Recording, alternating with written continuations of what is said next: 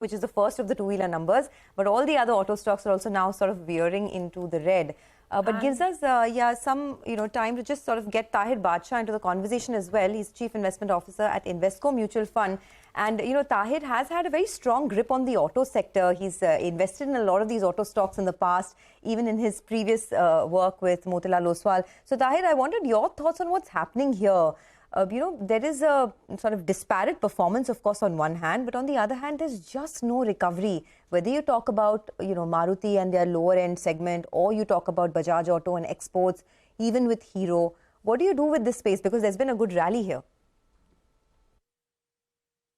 Yeah, hi, morning, Sonia. So I'd like to think that, the conditions, at least for a recovery, are probably setting in. And, consumption, of course, has been on a weaker wicket overall, not just two-wheelers, but in general. Besides which, two-wheelers and some of the other auto names do cater to some of the lower-end segments of the market, which also have probably been under pressure for quite some time. But I think with the clouds clearing out there and probably, the monsoon also now a lot better than what it was, I think the rural sentiments are probably likely to perk up. And many of these are actually levered to that segment, as we know, to that side of the market, as we know.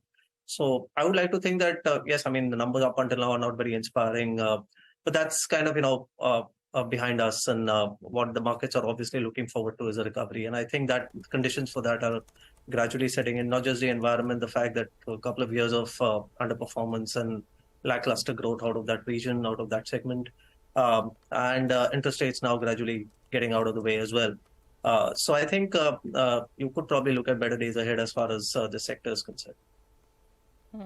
Okay, that's the auto space. By the way, Oberoi Realty is reacting quite negatively to its numbers, down about 4.5% on that one stock. Of course, it's rallied about 7-8% in July right now, undoing a lot of those gains.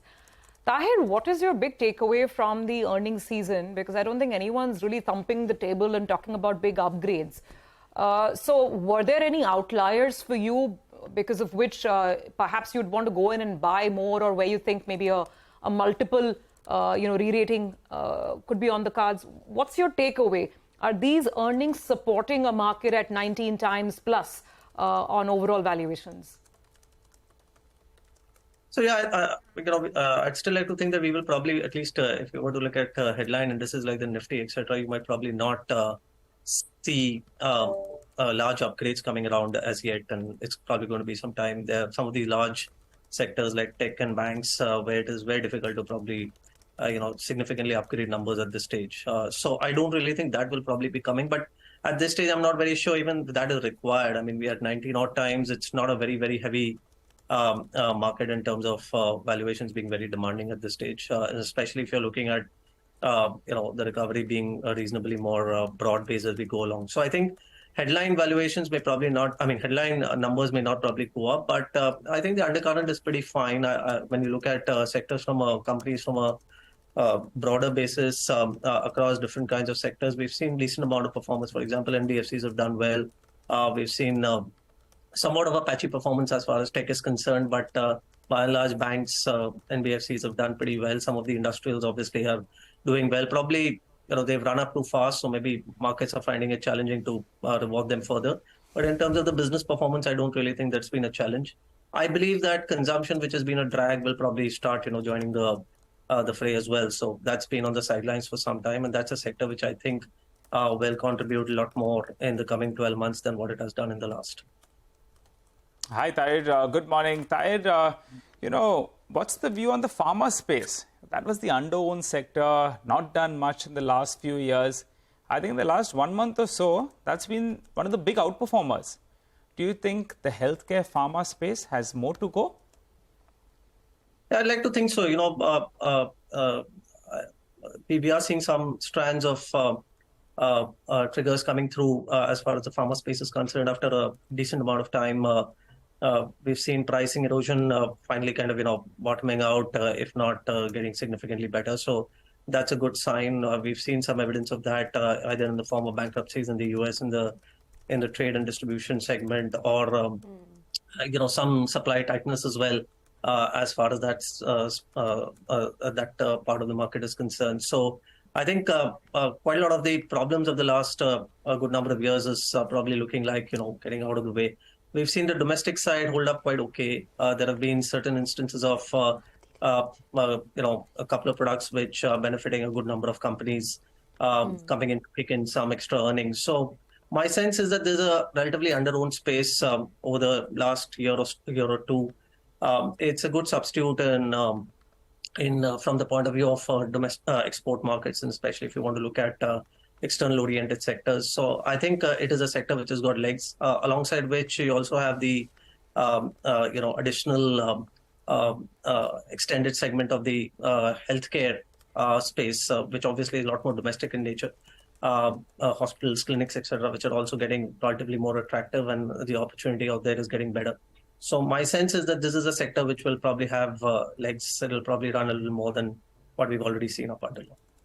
I wanted your thoughts, Taher, also on what happened with Maruti, where the company, after 8 years, decided to sort of acquire SMG.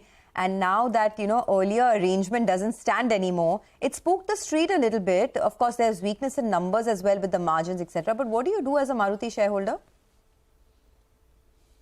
So, like I said, this is once again one of the companies which is meaningfully levered to the lower income segment of the market, or the rural markets. They've obviously seen lack of action out there in the last good amount of time. I think that is probably something which will come back. New model launches, I believe, have started to help. The overall product balance is getting relatively more aligned to the market reality. My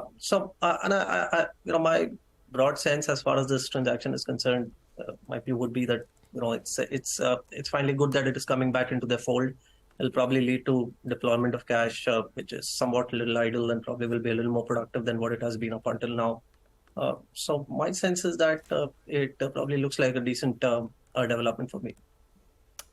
By the way, check out some interesting result reactions. Go Fashions is a very strong number. The stock's reacting positively, 9% up on Go Fashion. Revenues up 20%. Profits have jumped almost 80%. Some interesting stocks in the mid-cap side of the market bouncing around today on numbers. Taher, you mentioned that you were expecting consumption to start participating more. And these big stocks haven't really led the rally.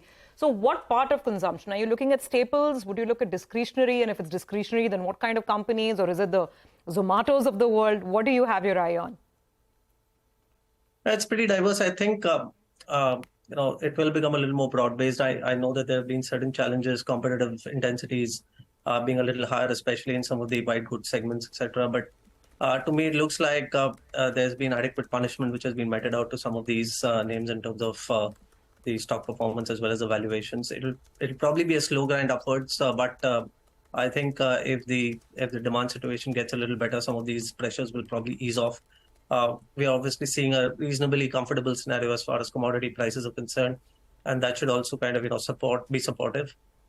So I think to me it looks like it'll broaden out even within the consumption space. I think it was only high-end consumer discretionary up until now. Probably it will get into a little more diversity. Low-end retail, probably even anything which is associated with, let's say, the low to mid-income segments of the market should start contributing a lot more meaningfully. So it could spread across a fair number of segments that we can think of, including probably consumer durables.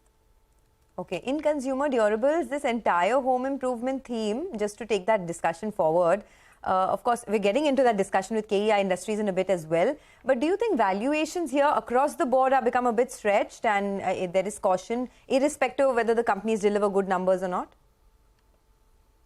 So, as far as you're probably referring to the, so there are, once again, within the durable segment, there's different sub-segments. So if you're looking at the wires and cables and the home improvement part, that is done reasonably well, and obviously supported by the good cycle in real estate. I think, there I would like to think that maybe a good amount of money has already been made. But this is the other part, which is more of the, appliances, devices, other white goods segments. Some of the other, retail-oriented parts of the consumption market, which have not done well. And maybe one can look at them from a recovery perspective. They're not necessarily cheap, but clearly they are a lot more attractive compared to their own historic valuations. Okay, all right. Taher, thanks so much for